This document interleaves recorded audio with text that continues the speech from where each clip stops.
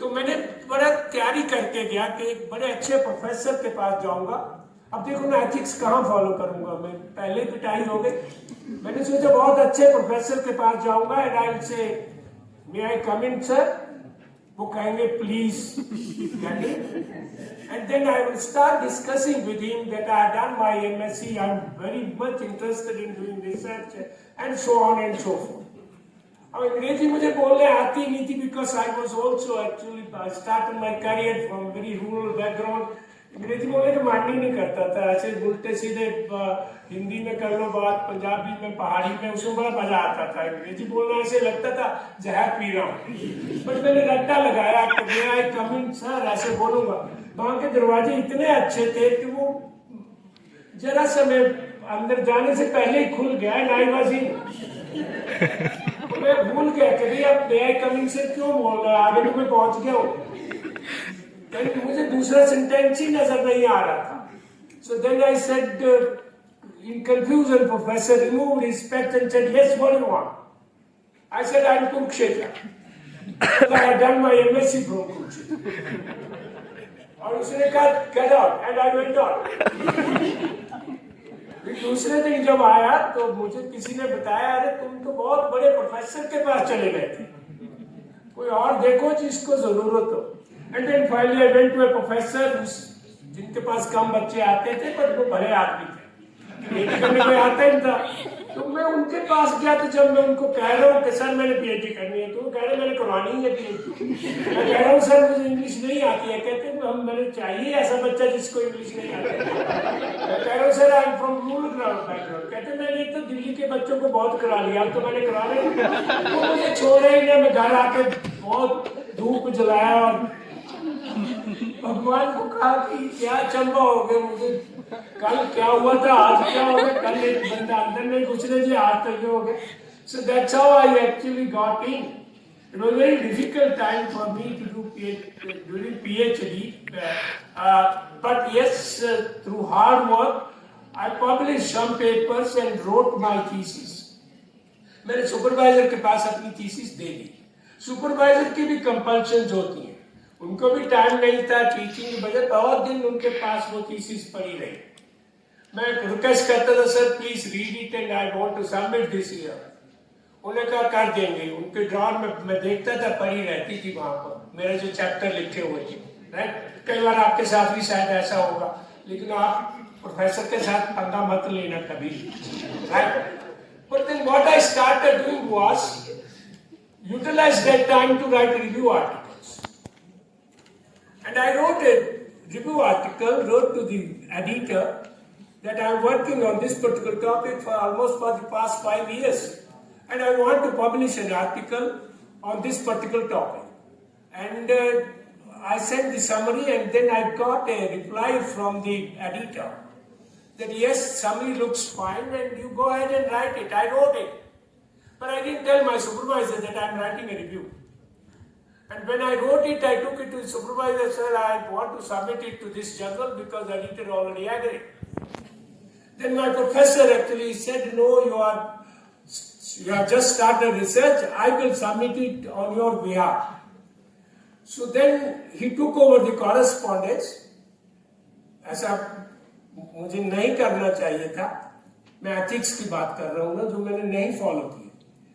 वो प्रोफेसर को मैंने रिव्यू दे दिया लिख के, उन्होंने एक लेटर लिखा कि I am submitting 2 copies of the manuscript for publication on behalf of my student Rupla for your consideration. Then I was disturbed actually that editor will think कि मैंने उनको ethics नहीं follow किए. I was a student and I wrote to him that I want to write a review article. So I wrote a letter to the editor that I'm going away from the department and my professor will look after the manuscript.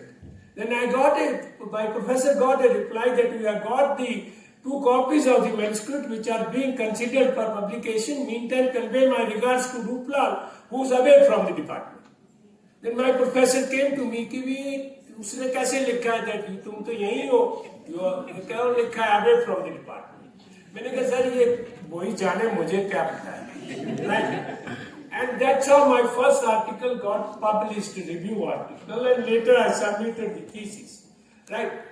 And then आदत पड़ गई, उसके बाद मैंने दूसरा लिखना शुरू कर दिया, एक और समरी भेज दी.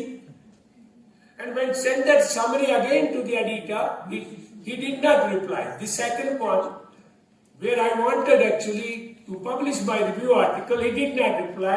And the same summary I sent it to another editor. And he accepted it. So I started writing an article. But after some time I got a reply. The editor, he died actually, and from the files it appeared that he wanted to write an article. तो मैंने दूसरा उनको कहा कि yes, I'm really shocked to know the death of the chief editor, and I'm very much interested. Then उस चक्कर में मैंने टाइटल ही बदल दिया, क्योंकि पहला तो मैं उधर लिख रहा था.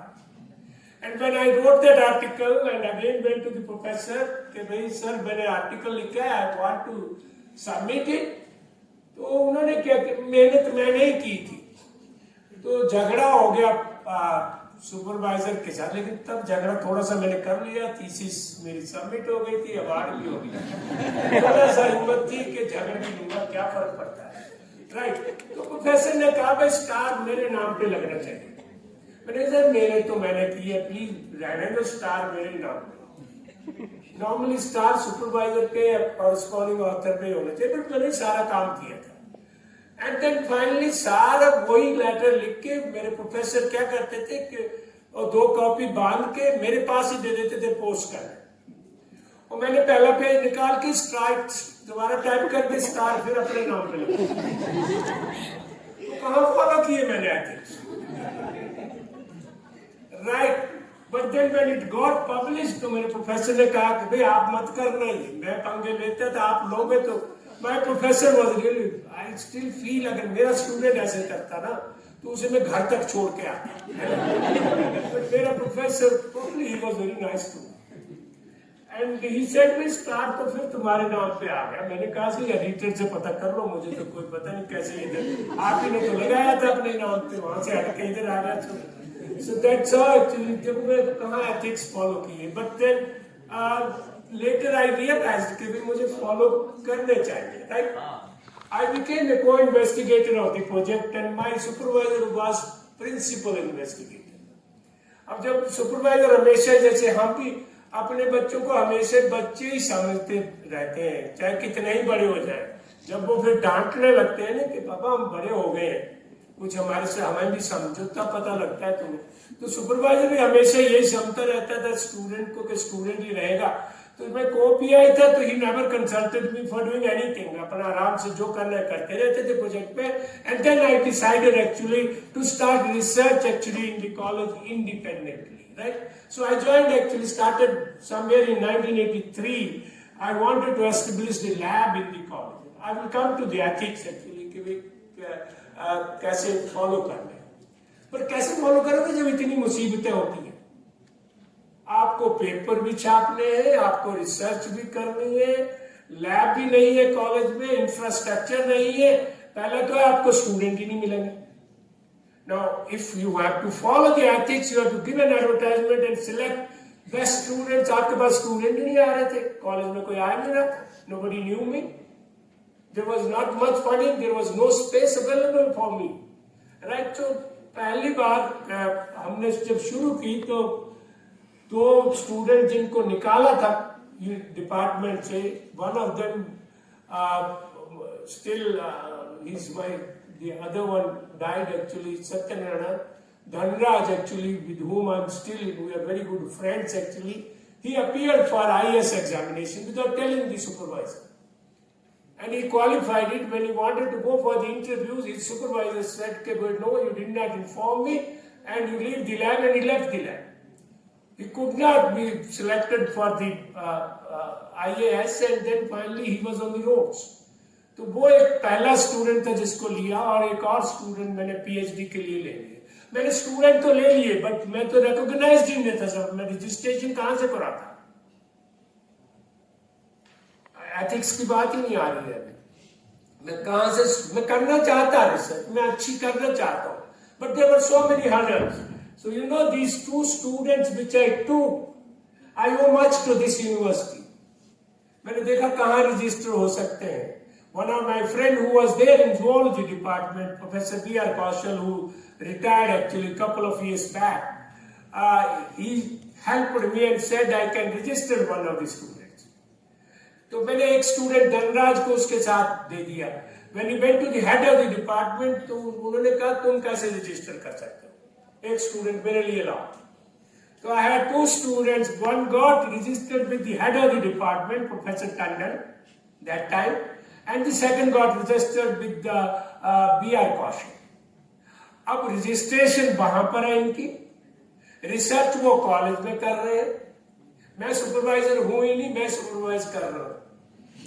तो अब बताओ एथिक्स कहाँ रहे, है ना?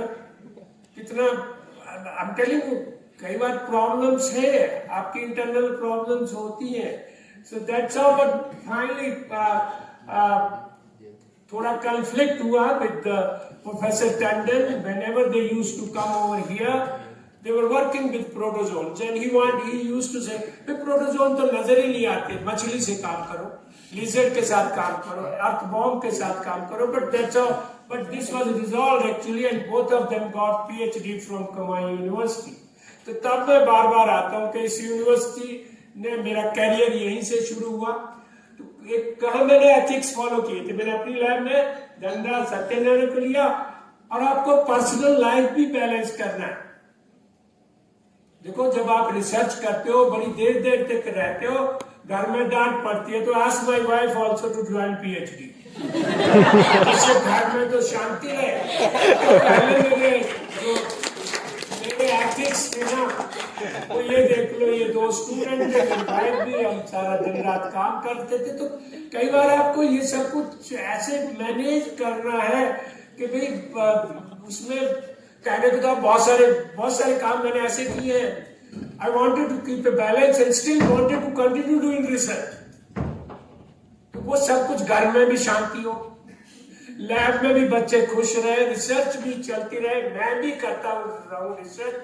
तो ये सब कुछ करने के लिए एक्चुअली आपको बहुत जुगाड़ करना पड़ते हैं. घर में भी पॉलिटिक्स खेलना पड़ता है. इतना ईमानदार आपसे ये शेयर कर रहा हूँ. आपकी जिंदगी में भी ऐसी समस्याएं आती है. When you join a particular department as a teacher, तो आप शाम को, क्योंकि रिसर्च ऐसे तो नहीं होती कि जाके जरा से की और चले गए. आपको तो 10-10, 12-12 घंटे लैब में लगाने हैं, और वो लगाने हैं तो उसके लिए आपको सब कुछ सोचना है. कहीं घरवाली ने छोड़ के चली जाए, तुम रिसर्च में लगे हो या पागल हो. So all that you need to actually work actually. So then I was eventually recognized as a supervisor in the college to guide students independently. Probably the first actually who was recognized in zoology department. ये भी एक भगवान की बड़ी then थी. लिखा हुआ था कागजों में that anybody can be recognized if he or she fulfills the following conditions in the college. उसके पास लैब हो, स्टूडेंट्स हो, रिसर्च फंडिंग हो, सब कुछ मेरे पास था. बट जो डिपार्टमेंट से आए थानेदार, वहां पर प्रोफेसर्स, वो आपस में उन्होंने कहा कि हम कॉलेज में रिसर्च नहीं देंगे. But the chairman of the committee actually he was very much impressed with my work. He said तुम चिंता न करो, I will recognize you as a supervisor. So that's how I was recognized as a supervisor to do PhD. And in between we continue doing anything. And based on this particular paper from the college I got Humboldt Fellowship. It's a very prestigious fellowship. मुझे पता भी नहीं था कि मुझे वो fellowship मिल गया. When I applied for it, I just applied but I got it finally to work for in Germany. और एक ऐसी प्रॉब्लम पे उन्होंने मुझे काम दे दिया जो बहुत difficult, on which we are still continuing to develop cloning vectors. I'll not talk about the science behind it, but let you know actually कि हमने पहले DNA ही नहीं आइसोलेट करने आता था. इंडिया में बहुत लैब में गया before I could move to Germany to see the DNA. मैं सोचता था DNA वैसा ही होता है जैसे वाटसन और क्रिक ने CD का मॉडल दिया हुआ. तो जर्मनी में जब हमने आइसोलेट किया, इतना DNA आ गया. मेरी वाइफ कह रही है ये DNA है. मैं कह रहा हूँ पागल है, वाटसन और क्रिक ने तो ऐसे बताया था. तो फिर वो वहां शर्त लग गई कि भाई तुम इतने पैसे दोगे मुझे अगर. Then we went to our colleague, he said yes, this is DNA. So my wife won it actually. लेकिन पेपर जब छपा तो उसमें मेरा पहला नाम है, मेरी वाइफ का नहीं है, उसका दूसरा है। कहाँ एथिक्स? राइट। तो आगे आप देखो फिर उन्होंने प्लाज्मिड आइसोलेट किया। We started developing this as a cloning vector. We did lot of work. मैं ट्रांसफॉर्मेशन कर रहा था, मुझे कुछ नहीं आ रहा था, मैं मिल ही नहीं रहा था। But by then my wife again and daughter they joined me in Germany and she said me मुझे कुछ काम दो करने के लिए। कुछ प्लेट्स पड़ी हुई थी, मैंने कहा ये लो, इनमें से प्लाज्मिड आइसोलेट करो। And she could isolate the plasmid and that eventually could be developed into a cloning vector. Based on that we published a paper. 3 साल बाद हमें एक पेपर छपा। जब हम प्रोफेसर से बात करते कि सर पेपर ही नहीं कुछ आ रहा है, काम ही नहीं हो रहा है, he used to say don't worry, even the negative results are also positive results. Based on this we can learn many things. But then we published one paper somewhere after working for 3 years actually in a very good journal. But what you see actually, इतना मेहनत के बाद both reviewer and editors they congratulated us. लेकिन ethics की बात ये थी, मेरी वाइफ पहला ऑथर होना चाहिए थी, लेकिन ऑफिशियली मैं अनबोर्ड फेलो था। In fact, but with great difficulty my professor could agree to keep her second. तो कई बार एथिक्स में ये कहना चाहता हूँ कि दिक्कतें क्या हो जाती हैं कई बार एथिक्स। आप नहीं ऐसे पंगे ले रहे हैं जो मैंने लिए थे, but yes, what I'm saying that there are problems actually and I faced them. But then I realized कि जब मैं वापस आया इंडिया तो मैंने वहां पर एक लेक्चर दिया जर्मनी में और माय पीएचडी वर्क। इतने बहुत लोग बच्चे बैठे हुए थे और वहां पर मैं I expanded horizontally just to publish papers. मैं एक डीडीटी का प्रोटोजोन पे इफेक्ट देख रहा हूं, फिर मैं दूसरे प्रोटोजोन पे नहीं मर रहे तो ज्यादा डाल रहा हूं और उनको मार रहा हूं और ग्राफ ऊपर से नीचे आ रहा है ना, तभी नीचे आएगा ना जब मार दूंगा, और मर जाएंगे जब ज्यादा डालूंगा। कोई लॉजिक तो था ही नहीं, मैं ज्यादा क्यों डाल रहा हूं जब वो नहीं मर रहे। बट मैंने मारने मेरा ग्राफ नीचे आना चाहिए, तो अगर ग्राफ ही नहीं मरे तो मैं पीएचडी कैसे सबमिट करूं। तो वहां जब मैं इतना बोला 1 घंटा, मुझे लगा मैं क्या ये बकवास किया, इससे भी ये भी मर गया, प्रोटोजोन साइलोनिकिया भी मर गया, ब्लेफरेंसमा भी मर गया। देन आई डिसाइडेड अगर मैं इंडिया में वापस जाके रिसर्च करूंगा, I will work on A topic continuously and stand on it. मैं बिल्कुल रिसर्च ऐसी करूंगा जिसपे जिंदगी भर एक के बाद दूसरा कोई भी करके देख ले। So that actually I got a feeling and I realized that in Germany all good scientist they work on same single topic पे काम करते हैं। बट जब यहां आ गया मैं, तो started working on 2 aspects India में।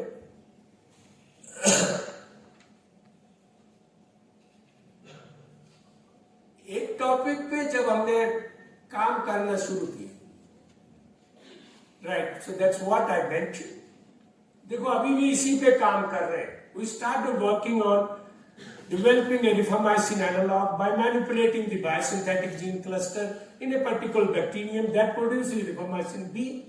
1988 से शुरू किया, एनालॉग जाके बना 2014 में, और इस दौरान 10 स्टूडेंट ने पीएचडी सबमिट की और इतने दुखी हुए। It was such a difficult problem कि भाई या तो आएगा या नहीं आएगा कुछ। और एक पेपर छपा, 10 students could only publish 1 paper in 20 years on this particular aspect। और तब मैंने रियलाइज किया कि ये एक्सपेंशन जो है, बहुत ब्रिलियंट स्टूडेंट्स ने मेरे साथ ज्वाइन किया। बड़े अच्छे अच्छे स्टूडेंट्स आते थे, पता नहीं क्यों भगवान भेज देता था। और जब शुरू में वो आते थे मेरे पास, तो मैं रियलाइज करता था शायद ये मेरे लिए ही आ रहे हैं रिसर्च करने। एक दिन क्या हुआ कि एक लड़की मेरे को all of a sudden she came to me और अपना उसने शादी का इनविटेशन कार्ड दे दिया। मैं बहुत गुस्सा हुआ कि तुम रिसर्च करने आए थे या शादी करने आए थे। तो मैं घर गया, बड़े गुस्से से अपनी वाइफ को बताया कि भाई ऐसे ऐसे वो तो शादी कर रहे हैं, क्या रिसर्च करेंगे मेरे लैब में। देन मेरी वाइफ ने कहा तूने चक्कर चलाया था तो किसी को बताया था, है ना।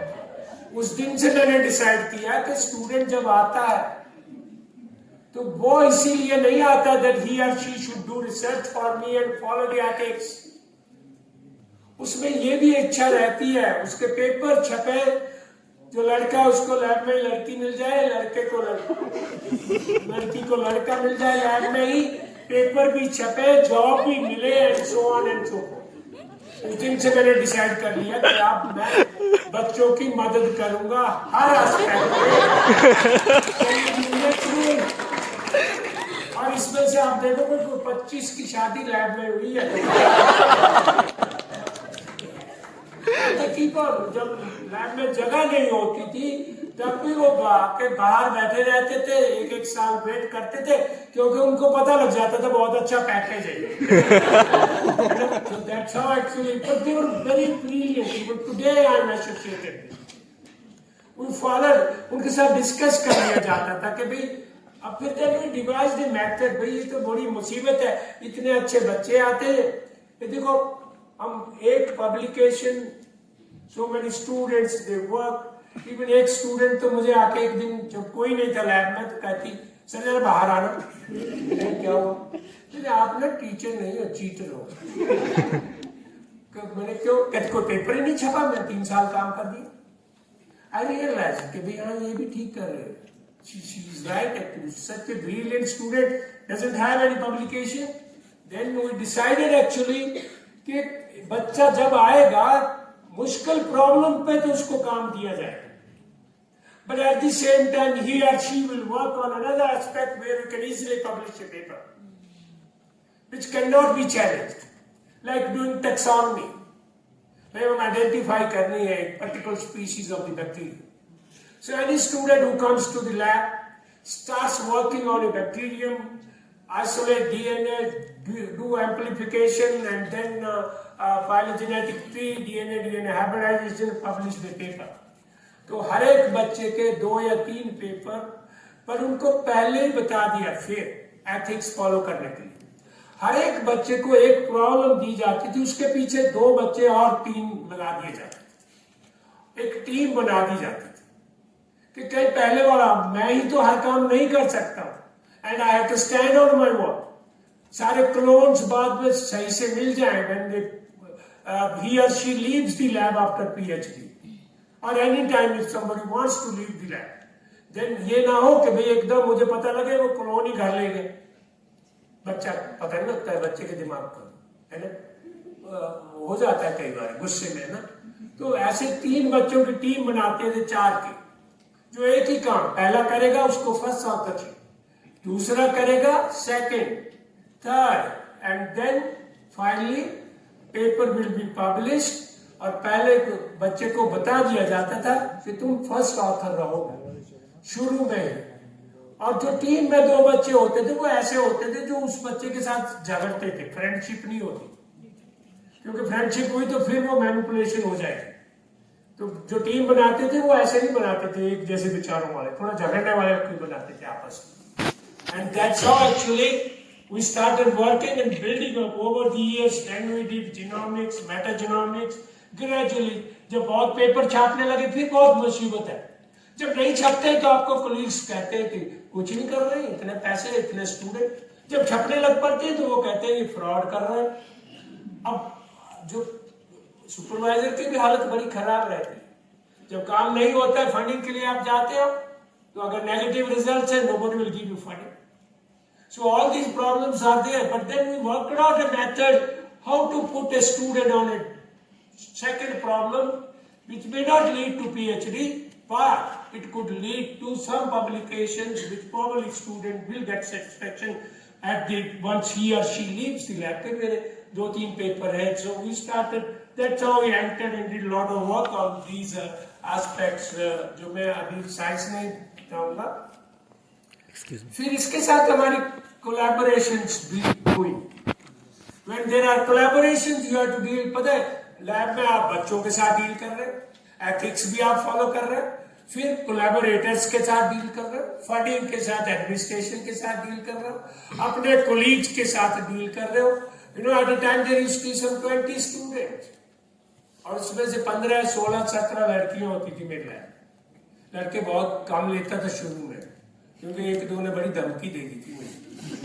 फिर बाद में बड़े अच्छे अच्छे स्टूडेंट आए लड़के भी जो लैब में, क्योंकि मुझे लगा पता बैलेंस नहीं हो तो शादी कैसे करेंगे। फिर सारे मैंने फिर दिमाग लगाता रहता था। That's how I managed actually to run the lab and publish papers. नहीं, मैं ईमानदार से बता रहा हूँ, बता सकता हूँ ना। और मैं देखो 75 PhD स्टूडेंट, अब भगवान का शुक्रिया मैं कैसे बिल्कुल निकल गया, कभी कोई हादसा ही नहीं हुआ, कुछ नहीं। I mean, we did science actually, and with all these students, and then we had a collaboration with the Swiss partners. So many partners joined us, and then they wanted, they wished a double lab. और एक हम ऐसा aspect कर रहे थे जो जिसका I wanted just to tell you, right?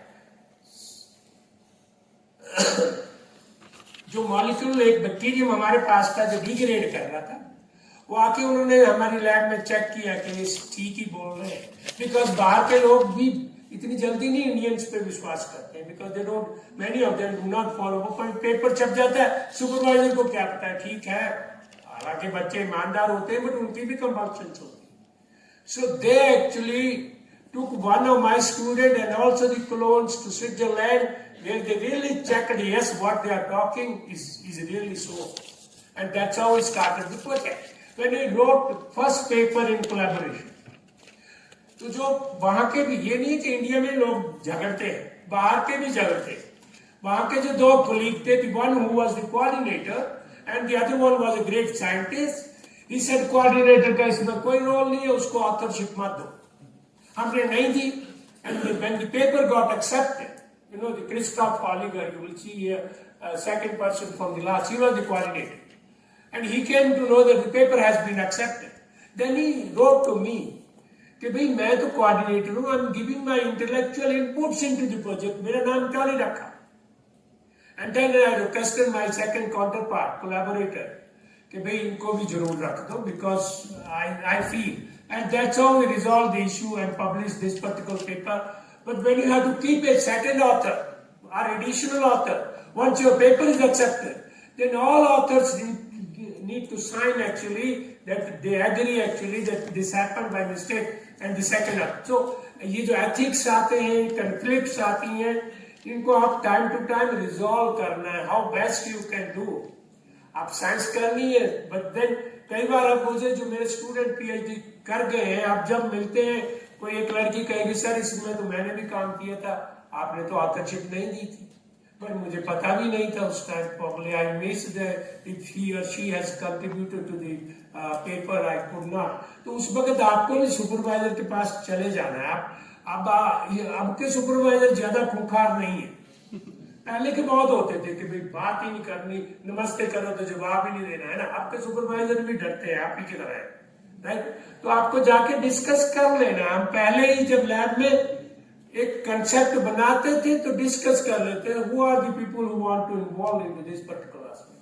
He or she will be the first author, second, third, and that is known right in the beginning almost to everybody कि ऐसे है, मैंने काम करना है, दूसरे ने चेक करना है, तीसरे ने भी चेक करना है, and that's how finally we used to write a paper or publish a paper. But ऐसा ही नहीं करते थे। अब उसमें बच्चों को बार बार समझाना पड़ता था कि भाई जो ये लैब में प्रोजेक्ट आया ये उस वक्त लिखा गया था जब और बच्चे थे लैब, आप आके तो किया ही है। तो वो जो दूसरा नया जो इंटेलिजेंट स्टूडेंट्स आते थे, and we got Indo Australian project after this from DBT, उसमें जो ऑस्ट्रेलियन काउंटर पार्ट था हमारा, उसने कहा I need to be the first author. हालांकि मेहनत मैंने बहुत की थी, तो मैंने उसको कहा मुझे पहला रख दो। और तो सुपरवाइजर को रिव्यू में तो पहला हो सकता है, नॉर्मली सुपरवाइजर को either should be the corresponding author और should be the first author in review, but in actual research you don't find a good scientist or a supervisor to be the first author. अगर ऐसा हो, कई बार मैंने देखा है supervisor जो पहला ही ऑथर बन जाते हैं, एक्चुअली पहला ऑथर जो है ना स्टूडेंट ही होता है, जो the person who has really contributed significantly to the paper. So review article में then we were actually I was the first author.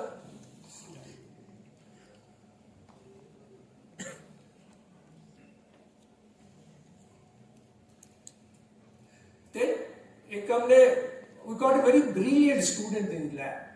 मैं ज्यादा बच्चे, देखो आपको कैसे पता लगेगा एक सुपरवाइजर को, आप भी बनोगे कि भाई कौन सा बच्चा अच्छा है, कोई एकदम तो नहीं आप जान पाओ, मार्क्स से नहीं जान पाते। तो मैं क्या करता था कि बॉस इकट्ठे 15-20 स्टूडेंट ले लेता था, उसमें से then I used to work with the student to find out कि कोई बच्चा जो चमचागिरी में बहुत अच्छा है, कोई चाय बनाने में बड़ा अच्छा है, कोई कॉफी बनाने में बड़ा अच्छा है, वो भी चाहिए लैब में। ऐसे थोड़ा लैब चलती नहीं है ना, चमचागिरी भी कोई करे तो मन बहुत खुश हो जाता है ना, तो ऐसा बच्चा भी चाहिए है ना।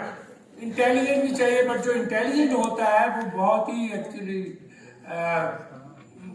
वो भी होता है, समझ जाओगे आप कि वो बोलता है बाकी किसी को नहीं कुछ आता, काम तो मैंने किया। तो लैब सारी तो चलाई। जो ये प्रोजेक्ट आया था इससे पहले और बच्चों ने मेरे साथ लिखा था, फिर हमने प्रेजेंट किया था, फिर पैसे आए थे, and then we did the sequencing and the first paper we are publishing. वो बच्चे तो चले गए छोड़ के लैब, तो ये सब कुछ हम समझाते थे। तब फिर finally we used to decide ये जो बाकी ऑथर है ये भी इसमें रहेंगे। You can see multiple authorship in my papers most of the time for the simple reason कि भाई जो बाकी भी कर रहे हैं, कोई मुझे चाहिए तो ला रहा है लैब में। हमने शुरू में आके, because in our system actually साफ नहीं रखता है कोई भी लैब, तो पहले ही आके बच्चों को हम क्या कहते हैं झाड़ू रखे हुए थे कि भाई ये एरिया तुमने साफ करना है, ये इसने everything students they used to manage. We used to have seminars, आपको प्रेजेंट करना है, मुझे सिखाना है, बाकी स्टूडेंट्स को सिखाना है, and that's how we used to. हालांकि ये बहुत मुश्किल है बच्चों को टीम में लाना, एक दूसरे में बहुत भिड़ जाते हैं लैब, है ना।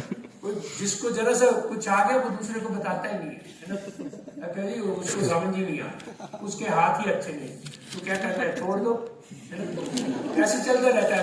अभी भी एक्चुअली कई बच्चे जिनको मैंने डांटा था, अभी भी वो रात को मेरे बारे में सोचते हैं, 2 बजे मेल लिख देते हैं कि सर आपने मुझे डांटा था, मैं आपके ऊपर FIR करना चाहता हूँ। तो आसान नहीं है ये सब कुछ करना, एथिक्स भी फॉलो करना, सारा कुछ करना, सबको समझाना, एक बैलेंस तरीके से लैब चलाना, बच्चों को भी ये सेटिस्फेक्शन देना कि यस आप इतना कुछ सीख भी रहे हो, आप कर भी रहे हो, and to help them in the job. I was very much criticized in the department कि ना अपने बच्चों की जॉब में मदद करता है ना। भाई अगर मैं अपने बच्चों की नहीं करूंगा तो दूसरों की करूंगा। लैब कैसे चलेगी अगर मैं उनको पीटता ही रहूंगा, डांटता ही रहूंगा, है ना। तो आपको अपने स्टूडेंट का, यही नहीं, मैं शादियों में भी उनके कभी और जो बनने वाली सास है उसके पास जाके बोलता था बहुत अच्छी लड़की है, बहुत ऐसी नहीं चली लैब। एक्चुअली मैंने एथिक्स तो फॉलो किए, लेकिन इसके पीछे की बातें बता रहा हूँ मैंने क्या क्या करना है ना। तो ये सब कुछ चलता था तब। बच्चे आज भी वो, अब सास और उनका आपस में फैसला हो गया, तो 2 दिन पहले ही सास और बहू दोनों ही आई थी, मेरा स्टूडेंट है और उसके साथ, कि ना बिटिया तो बहुत अच्छी निकली। पहले मैंने सोचा था खूंखार है, तो मेरे बच्चे जो मेरे से पढ़े हुए हैं वो अब they are really doing very well, like क्योंकि उनको बड़ी ट्रेनिंग मिल जाती थी, झाड़ू देना, चाय बनाना, जो सास उम्मीद करती है सारा कुछ करते हैं बच्चे, अपार्ट फ्रॉम डूइंग दिस है। लेकिन जो ब्रिलियंट स्टूडेंट आ जाते हैं, कई बार उनका काम मुझे भी नहीं समझ आता। एक इतना अच्छा बच्चा आया, उसका काम ही नहीं समझ आ रहा, मुझे पेपर लिखा हो, मैं कह रहा हूँ यार मुझे डायग्राम तूने कहां से ड्रा किया, वो सिंपल। मैंने कहा ऐसी क्यों ड्रा करता है? कहते सर अगर ऐसी डायग्राम में ड्रा नहीं करूंगा तो पेपर नहीं छपेगा, एडिटर को एकदम पता लग जाएगा कि ऊपर गया, नीचे गया, ये गया। He will ask a number of questions. Then I sent his paper to one of the renowned scientists who was doing metagenomics, कि जरा सा पढ़ के तो देख लो ये बच्चे ने ठीक किया है। And he wrote to me कि भाई excellent work, he has written very well। और उसके अगले दिन ही उसको मेल लिख दी उसने कि भाई तुम आ जाओ मेरे लैब में, if you are interested to do postdoc, and he is now doing very well। So that's what actually ये 14 साल बाद हमने एक पेपर छापा था। 14 साल बच्चों को एक ही काम पे रखना बहुत मुश्किल है, एथिक्स फॉलो करना, कि जब होगा तभी हम पेपर छापेंगे।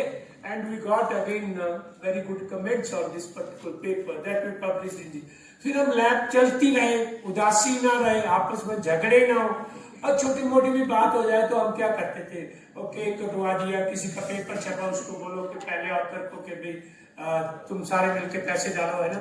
फिर इतने बच्चे थे तो बर्थडे मनाते, हर रोज कुछ न कुछ पकौड़े बनते रहते थे लैब में। तो एक लैब को खुश भी रखना है, when you want to follow, you need to interact with students, you need to understand them while following ethics and also doing good work and publishing. अकेले काम रिसर्च नहीं होती। ये मान लो अगर आप कोई भी सोचे कि मैंने अकेले करना है, टीम वर्क नहीं होगा आज की डेट पे। एक बच्चा कुछ बताएगा, दूसरा, दैट्स हाउ एक्चुअली आप सब कुछ कर सकते हो, right. And not actually brilliant students join, but कई बार हम सैंपल कलेक्ट करने मणिकर्ण चले जाते, एक बार हम खीर गंगा चले गए, है ना। तो उसमें जो मेटाजेनोमिक और कंप्यूटेशनल बायोलॉजी कर जाते थे बच्चे, लड़के और लड़कियां, उनसे चला ही नहीं जाता था पहाड़ पे, ठीक है, और वो पीछे ही रह गए जो बर्फ गिरी हुई थी।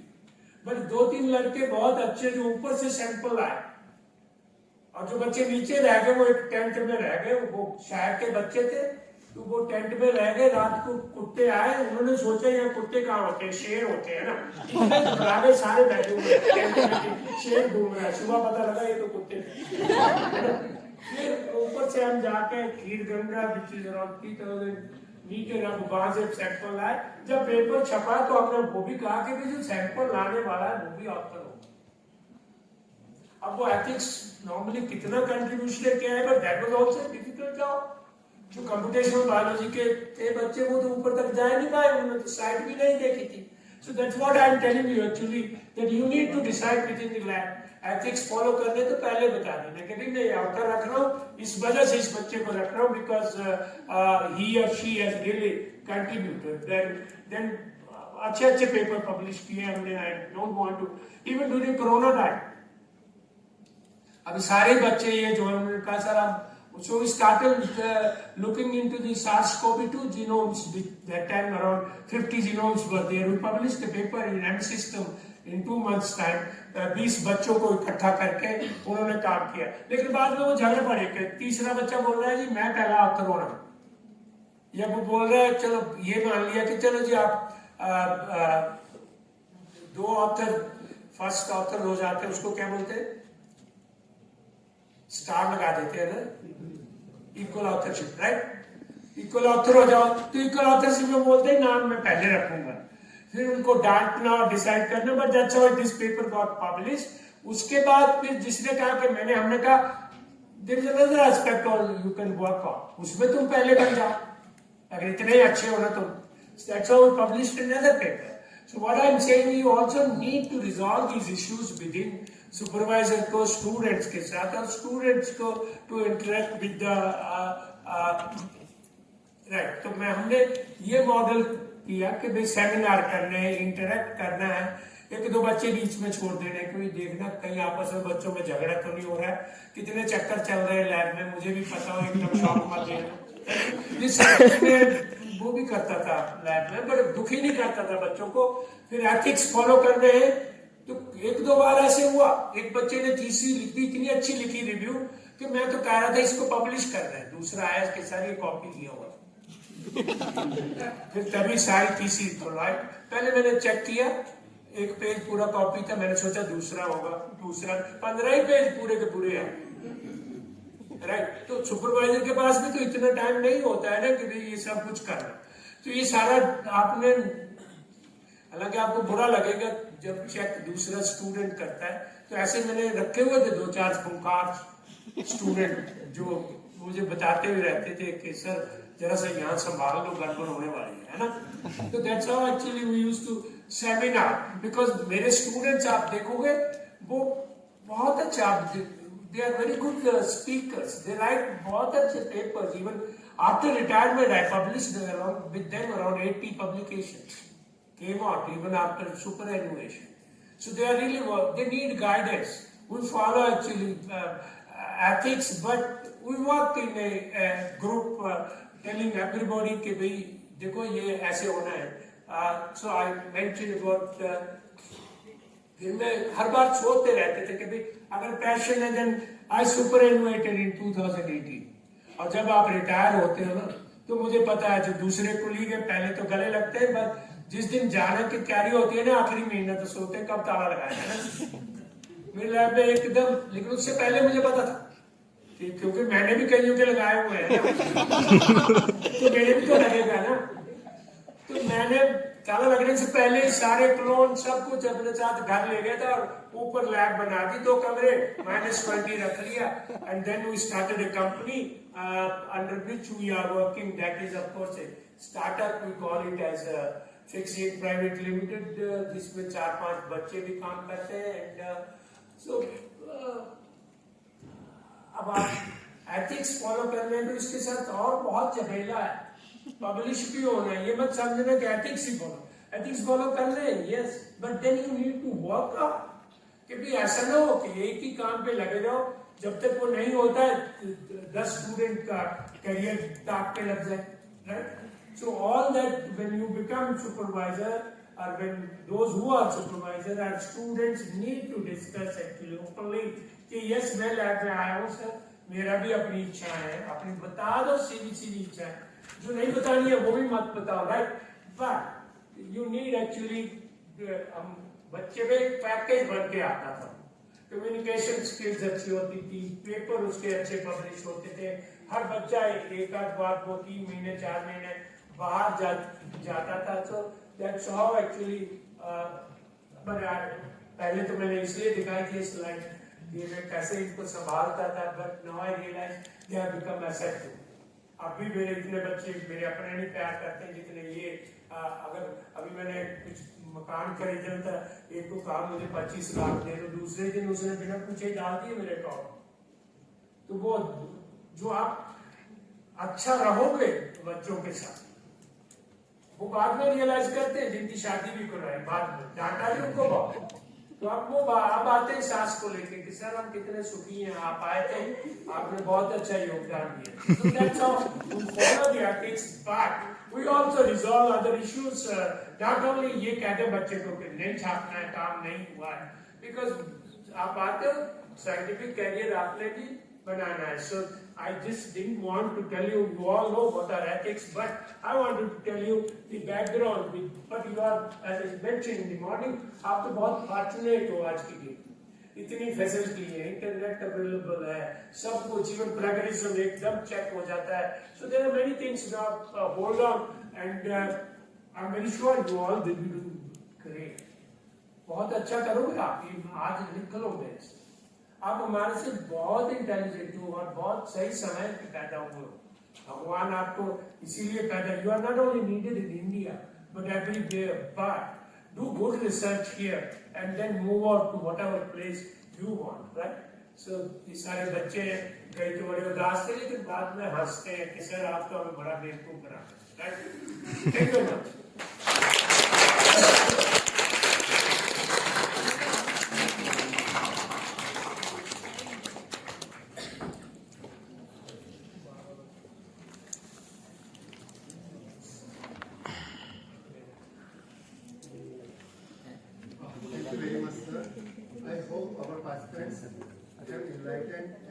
Enjoyed the session. Now you have a concept of science, research methodology, ethics, and knowledge far beyond science, body of science. Sir, we are blessed with your expertise and motivation. Thank you very much, sir. Thank you very much.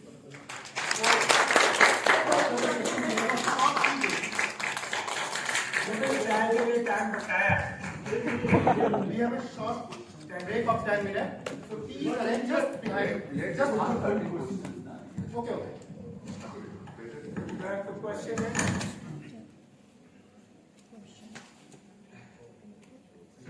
कुछ की points कुछ हो आप हमें कुछ question नहीं है, पूछ लिया करो, ये तो प्रॉब्लम है। कोई बात ऐसी है नहीं, जब नहीं पूछोगे क्या बोलो। Related to science or extra. जो मैंने 10 मिनट काम बोला है इसलिए कि आपको टाइम लगा, right? Thank you very much.